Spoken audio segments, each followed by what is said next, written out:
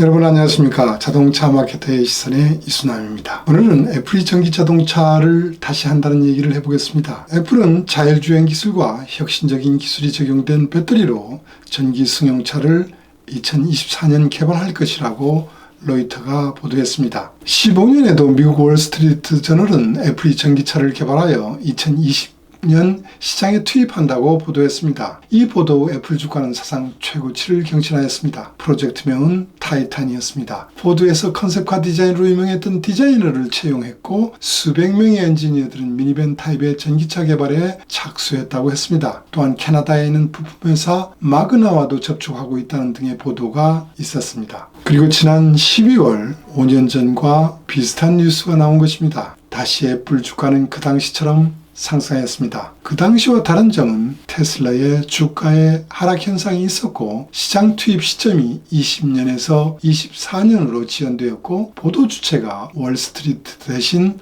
로이터 통신으로 변했다는 정도입니다. 자, 그러면 이번은 사실일까요? 폭스바겐 그룹 CEO가 애플이 진입에 대하여 경계감과 함께 전기차 시장을 키울 수 있다는 점을 표명하고 있는 것을 보면 이제 사실로 받아들여도 좋을 것 같습니다. 그러면 왜 애플은 5년이라는 세월을 합의했을까요? 어떻게 빨리 앞서가는 경쟁사를 따라잡을 수 있을까요? 테슬라와 경쟁은 가능할까요? 다시 말씀드려 테슬라 주식 대신 애플 주식을 사도 될까요? 하나하나 살펴보겠습니다.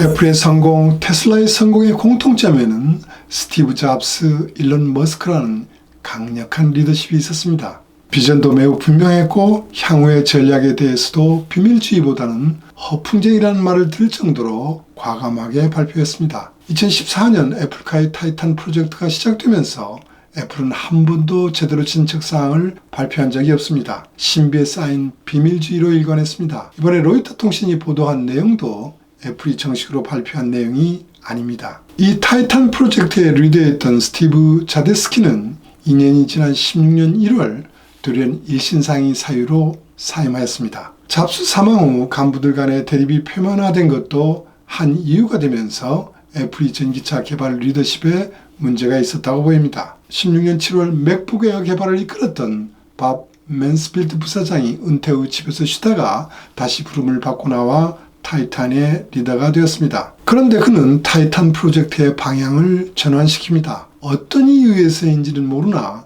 타이탄 프로젝트는 전기차 개발을 중단하고 소프트웨어 즉 자율주행 기술 개발에만 중점하는 전략으로 선회합니다. 그럼에도 불구하고 18년 캘리포니아 차량관리국에서 공도심한 결과를 발표한 내용을 보면 애플의 자율주행 기술 수준은 참담한 수준이었습니다. 총 주행거리 12만 8,300km에서 이탈 횟수는 무려 6,950회였고 자동운전 계속 평균 거리는 겨우 1.8km였습니다. 이 때문인지 19년 1월 애플이 자율운전 개발 부분에서 약 200명의 인원이 삭감되었다는 내용을 미국 CNBC가 보도했습니다. 위기감 속에서 내린 결단으로 18년 6월 자동운전 기술 신흥업체인 미국 드라이브 AI를 매수하게 됩니다. 애플은 이와 함께 다시 전기차 개발을 하기로 방향을 선회합니다. 테슬라에서 로드스타2와 테슬라 트럭에 들어가는 파워트레인 개발을 지휘했던 엔지니어 부사장을 영입하면서 전기차를 개발하는 것으로 다시 선회한 것으로 보입니다. 갈팡질팡 애플의 전기차 타이탄 프로젝트는 수장이 6년 동안 4명이 바뀌면서 앞으로 제대로 나가지 못했습니다. 현재 타이탄 프로젝트의 리더는 구글 출신이 맡으면서 새로운 출발을 하고 있는 것으로 보입니다.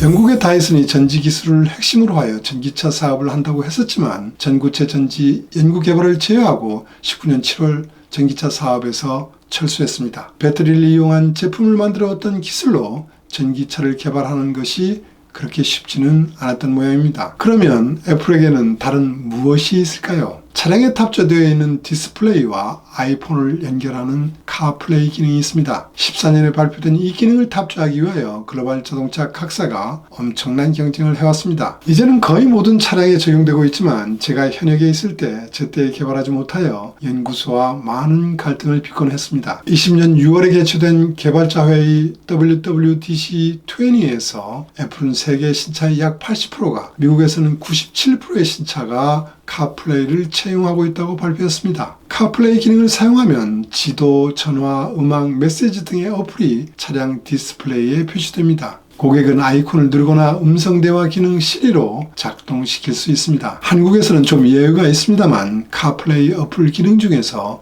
가장 이용 빈도가 높은 것은 맵, 지도에 의한 내비 기능이 되고 있습니다. 이 때문에 애플은 맵 기능 강화에 주력하고 있습니다. 이 기반이 되는 지도 어플 자체도 앞서가고 있는 구글의 지도 어플을 맹추격하고 있습니다. 애플은 차량의 디지털 키 분야에도 참가했습니다. 아이폰과 애플워치를 디지털 키로 이용할 수 있는 카키입니다. 독일 BMW가 먼저 적용 개발을 했습니다. 20년 시점에서는 NFC로 문을 열고 잠글 수 있지만 21년에는 초광역 무선 통신 기술 울트라 와이드 밴드에서도 적용할 수 있습니다. 이미 아이폰과 애플워치의 최신 기종에는 이 UWB가 적용되어 있습니다. UWB를 자동차의 디지털 키로 이용함으로써 단순한 키로 머물지 않고 자동차의 안전성과 편의성을 한층 높일 수 있는 용도로 적용할 수 있습니다. 울트라 와이드 밴드는 고정밀도로 위치 측정, 거리 측정이 가능합니다. 자동차에 접근하기만 하면 운전석, 트렁크, 가라지 문을 자동으로 열 수 있습니다. 소유자가 가까이 가면 운전석 문이 열리고 착석하면 차가 시동이 걸립니다. 운전자의 기호에 맞춘 내비 기능이 설정되고 차내 조명이 조정되는 이른바 퍼스널화 처리도 자동으로 할 수 있습니다. 이러한 기능은 블루투스나 NFC에 의한 디지털 키에서도 가능하지만 UWB에서는 고정밀도로 또한 주머니나 가방 안에 스마트폰을 둔 채로도 실현할 수 있습니다. 이러한 상황을 고려하면 애플의 경우 아이폰과 연결을 포함한 고객들의 체험을 바탕으로 애플이 만든 전기차를 차별화할 수 있다는 장점이 있다고 생각하는 것 같습니다. 이러한 기능들이 앞으로 어떻게 더 발전할지는 모르겠지만 테슬라의 자율운전 기능보다 더 충격을 줄 수 있을지는 아직 잘 모르겠습니다.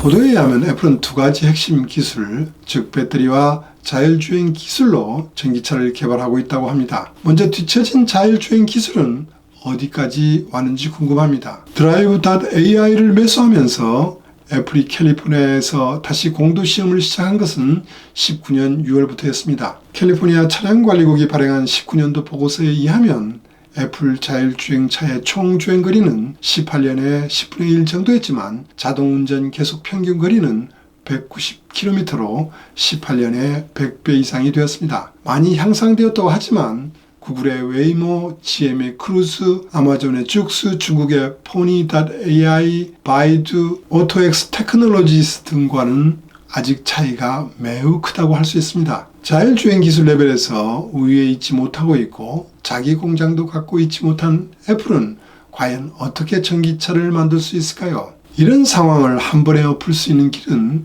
디지털 컴퍼니의 강점을 살린 애플의 혁신적인 독자 방법일 거라고 생각됩니다만 구체적으로는 아직 잘 모르겠습니다. 저는 테슬라가 가고 있는 길을 비슷하게 갈 것이라고 봅니다. 테슬라와 구글의 웨이모가 자율운전 기술에서 어프로치는 전혀 다릅니다. 웨이모는 기본적으로 스마트폰이 안드로이드와 매우 비슷합니다. 웨이모가 자율운전의 소프트웨어 기술을 개발하면 자동차 업체들은 그 라이선스를 받아 차를 만든다는 비즈니스 모델입니다. 이런 연유로 지금 웨이모가 실차 실험하는 차들은 크라이슬러, 제규어, 볼보 등 파트너 기업이 차를 이용하고 있습니다. 반면 테슬라의 접근법은 애플이 아이폰과 비슷하다고 할 수 있습니다. OS와 하드웨어도 다 테슬라에서 만듭니다. 자율주행 기술을 확보하기 위한 실차 주행 데이터를 얻는 방법과 여기에 소요되는 시간 또한 다릅니다. 웨이모는 기본적으로 시험 차량에서만 데이터를 얻을 수가 있습니다. 웨이모는 개발 전적 내용을 발표하면서